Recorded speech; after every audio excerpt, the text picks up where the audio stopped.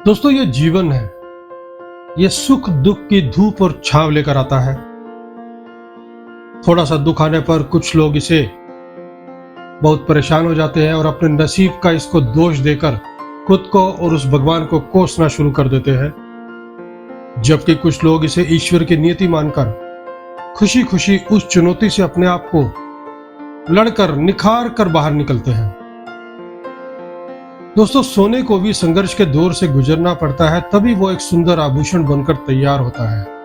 संघर्ष जरूरी है, चुनौतियों का आना जरूरी है प्रत्येक व्यक्ति के लिए। एक बीज इस धरती में बोने के बाद वह उस बीज के संघर्ष का ही परिणाम है, जो जमीन को फाड़कर एक कली के रूप में, एक पौधे के रूप में बाहर निकलता है। यदि वो बीज संघर्ष ना करे तो उस कली का, उस पौधे का कोई अस्तित्व नहीं, जो बाद में जाकर एक बहुत विशालकाय रूप धारण कर लेता है। इसलिए जब भी आपके जीवन में विषम परिस्थिति आए, संघर्ष आए, उससे घबराए नहीं, डटकर उसका मुकाबला करें। यह संघर्ष आपको निखारने के लिए, आपको आपकी मंजिल का रास्ता दिखाने के लिए ही आपके जीवन में उस परमपिता परमात्मा परमेश्वर ईश्वर द्वारा भेजा गया है।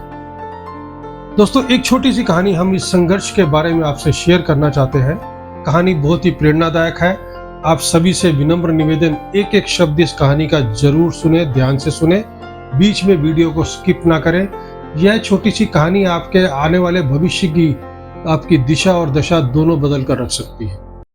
दोस्तों, एक बार एक किसान परमात्मा से बहुत नाराज हो गया। कभी बाढ़ आ जाए, कभी सूखा पड़ जाए, कभी धूप तेज हो तो कभी ओले पड़ जाए। हर बार कुछ ना कुछ कारण से उसकी फसल खराब हो जाती थी।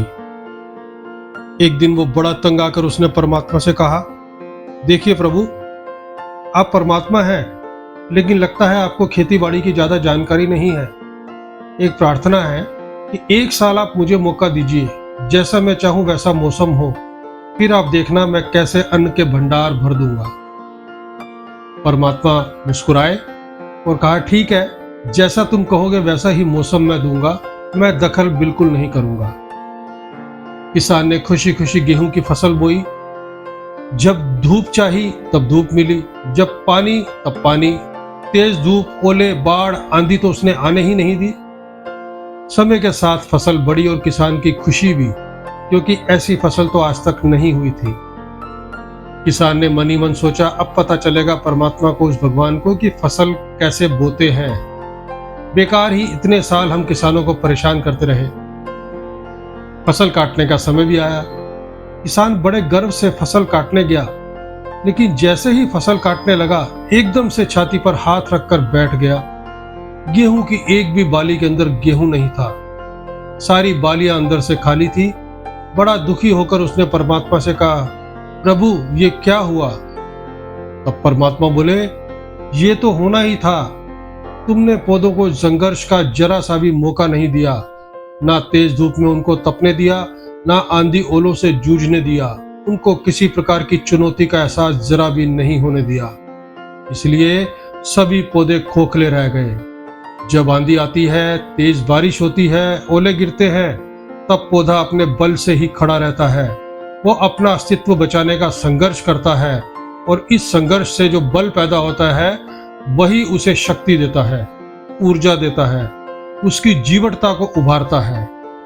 सोने को भी कुंदन बनने के लिए आग में तपने, हथौड़ी से पिटने, गलने जैसी चुनौतियों से गुजरना पड़ता है, तभी उसकी स्वर्णिम आभा उभरती है, उसे अनमोल बनाती है। उसी तरह जिंदगी में भी अगर संघर्ष ना हो, चुनौती ना हो, तो आदमी खोखला ही रह जाता है। उसके अंदर कोई गुण नहीं आ पाता।